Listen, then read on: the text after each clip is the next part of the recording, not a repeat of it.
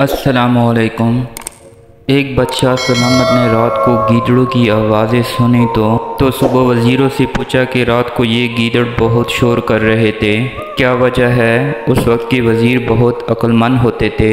उन्होंने कहा, जनाब, खाने पीने की चीज़ों की कमी होगी इसलिए फ़रियाद कर रहे हैं। तो हाकिम वक्त ने ऑर्डर दिया कि इनका बंदोबस्त किया जाए। वज़ीर साहब ने कुछ माल घर भिजवाया और कुछ रिश्तेदारों को और दोस्तों में तकसीम किया। अगली रात को फिर वही आवाज़ें आईं तो सुबह बादशाह ने वज़ीर से फरमाया कि कल आपने सामान नहीं भिजवाया क्या।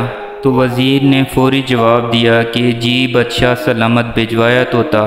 तो इस पर बादशाह ने फरमाया, फिर शोर क्यों कर रहे थे। तो वज़ीर ने कहा, जनाब, सर्दी की वजह से शोर कर रहे हैं। तो बादशाह ने ऑर्डर जारी किया कि बिस्तरों का इंतज़ाम किया जाए। सुबह फिर मौजे लग गई वज़ीर की। हिसाब आदत कुछ बिस्तरे घर भिजवा दिए और कुछ रिश्तेदारों और दोस्तों में तकसीम किए। जब फिर रात आई तो बदस्तूर आवाज़ें आना शुरू हो गई। तो बादशाह को गुस्सा आया और उसी वक्त वज़ीर को तलब किया कि क्या बिस्तरों का इंतज़ाम नहीं किया गया। तो वज़ीर ने कहा कि जनाब, वो सब कुछ हो गया है। तो बादशाह ने फरमाया कि फिर ये शोर क्यों।